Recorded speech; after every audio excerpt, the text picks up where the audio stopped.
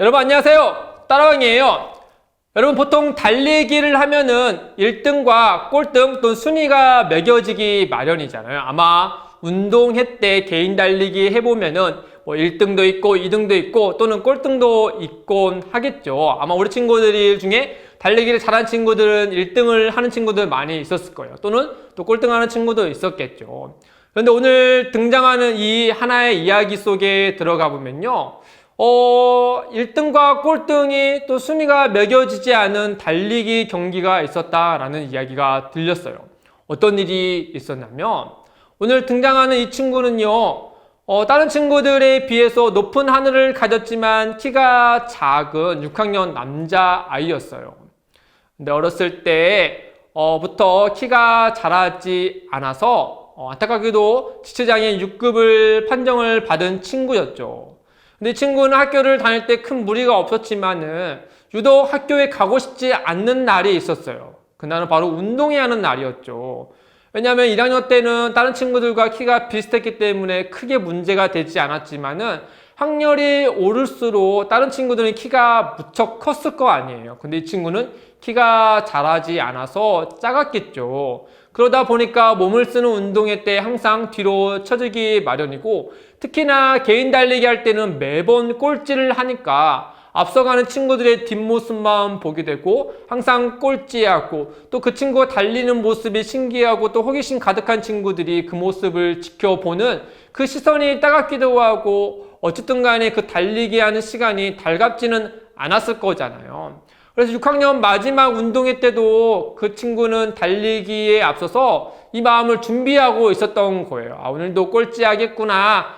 친구들 뒷모습만 보고 빨리 끝내야지 하고 생각하고 있었는데 같이 출발선에 맞춰서 출발 신호에 맞춰서 이제 뛰기 시작했는데 갑자기 앞서갔던 친구들이 뒤로 오기 시작을 하는 거예요.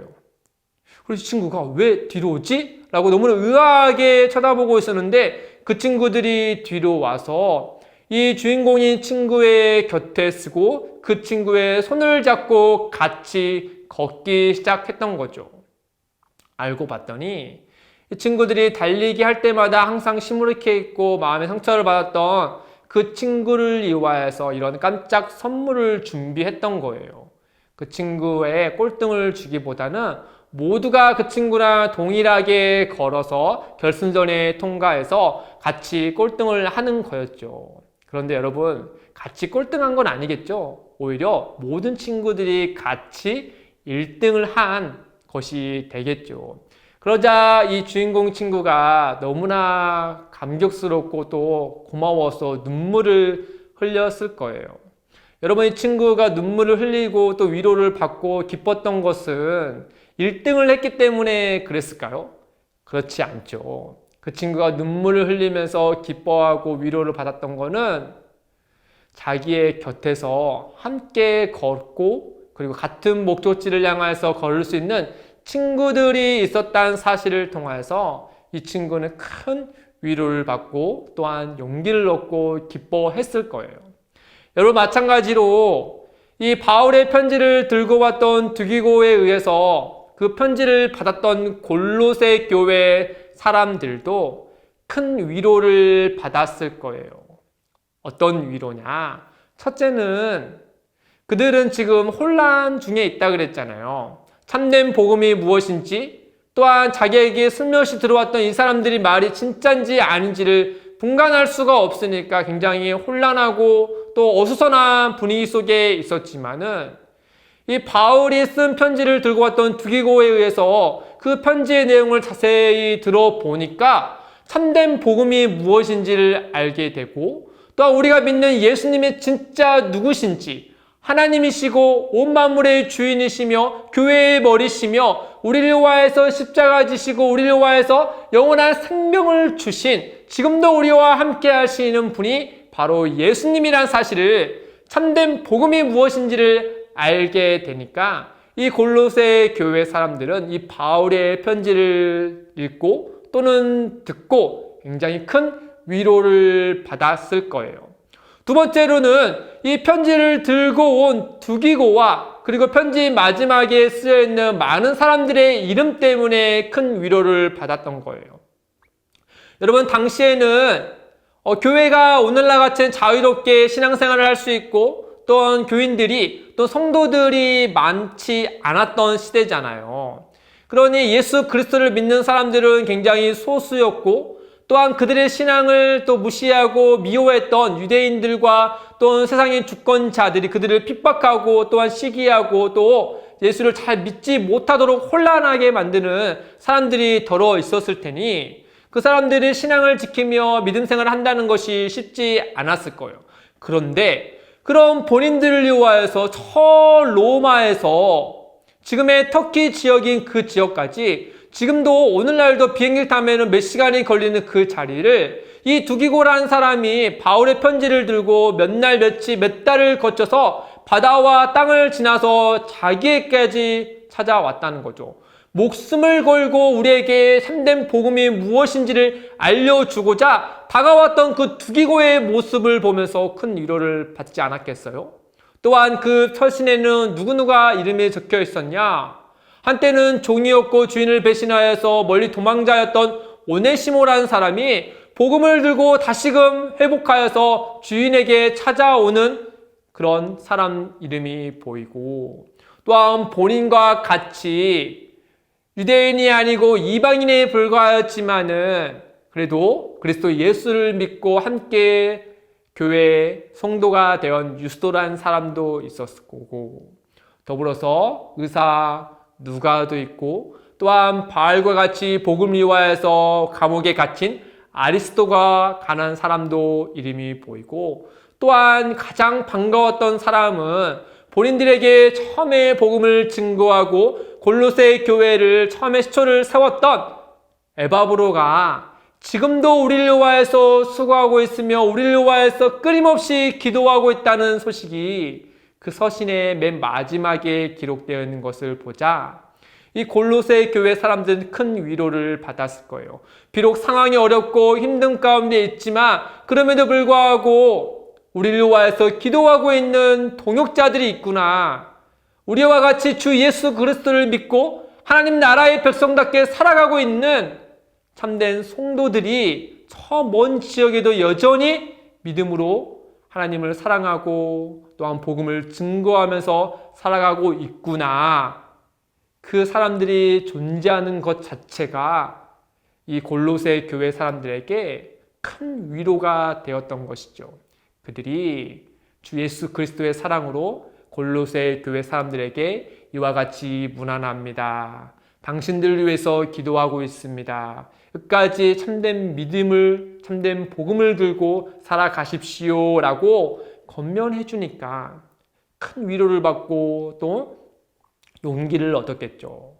또 마지막으로 큰 위로를 받았던 것은 골로새서 맨 마지막 장 마지막 절에 적힌 바울이 쓴 말이었어요. 바울이 이르기를 내가 친필로 너희에게 문안한다. 내가 매인 것을 감옥에 갇힌 것을 생각하라 라고 했던 거예요. 여러분 바울은요 위대한 참 복음의 전도자였지만 그에게 약점이 있었는데 연약한 점이 있었는데 바로 눈이 아팠다라고 하는 거예요. 그 원인 모를 질병으로 인하여서 눈에 가시가 돋는 것처럼 아파했다라고 해요. 그리고 시력도 좋지 않았겠죠. 그러니까 바울이 쓴 여러 편지들을 보면은 본인이 직접 쓰는 것보다는 읽기도 힘들고 쓰는 것도 힘들었기 때문에 눈이 좋지 않아서 다른 사람을 대신하여서 자기가 말을 하고 그 사람의 대신 적어서 편지를 보내는 경우가 많이 있었거든요.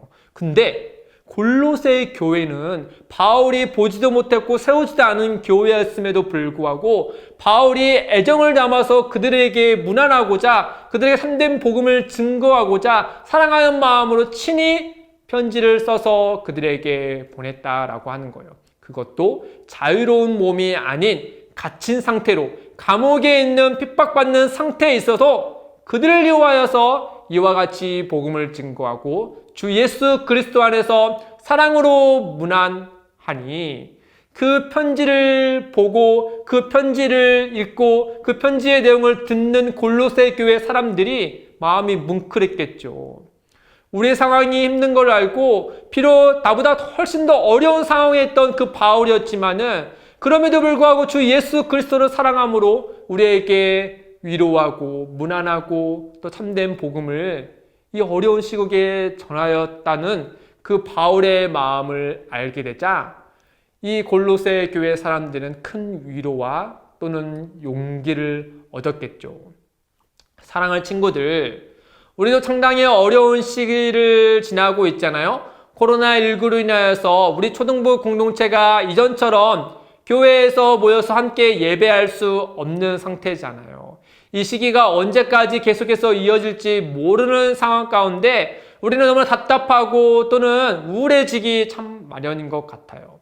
그럼에도 불구하고 우리 친구들, 여러분들을 위하여서 이전이나 지금이나 여전히 계속해서 복음을 증거하고 또 하나님 말씀을 가르치고 있는 목사님과 선생님들이 있다는 사실을 기억하세요. 물론 여러분들이 교회에 의해서 옳지 못한 교회들에 의해서 마음의 상처를 받고 사회상으로부터 질타를 받아서 슬퍼하고 있다는 사실을 알고 있는 우리 목사님과 선생님들이 여러분들을 위해서 같이 슬퍼하고 같이 안타까워하고 있어요. 뿐만 아니라 여러분들의 믿음이 떨어지지 않도록 하기 위해서 계속해서 기도하고 있고 여러분을 위하여서 마음을 쓰고 있다는 사실을 우리 친구들이 기억했으면 좋겠어요. 여러분들을 위하여서 기도하고 여러분들을 위하여서 사랑으로 문안하고 있는 사랑하는 우리 초등부 선생님들이 있다는 사실이 여러분들에게 큰 위로가 되어지고 또 예수 그리스도 안에서 다시금 용기를 얻고 참된 믿음을 따를 수 있는 친구들이 되었으면 좋겠어요.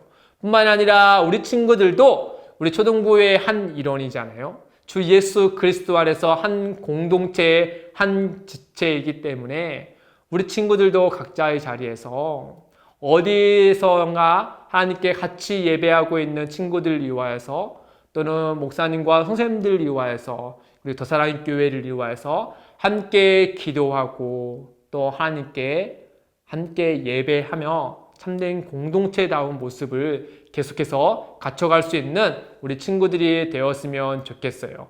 어디에 있든 간에 우리는 그 지역을 넘어서 예수 그리스도 안에서 한 몸이고 한 교회고 한 공동체 더사랑의 교회 초등부라는 사실을 우리 친구들이 꼭 기억하여서 믿음으로 승리하는 우리 친구들 되기를 주님의 이름으로 축복합니다. 알겠죠? 다음에 만나요, 여러분. 안녕.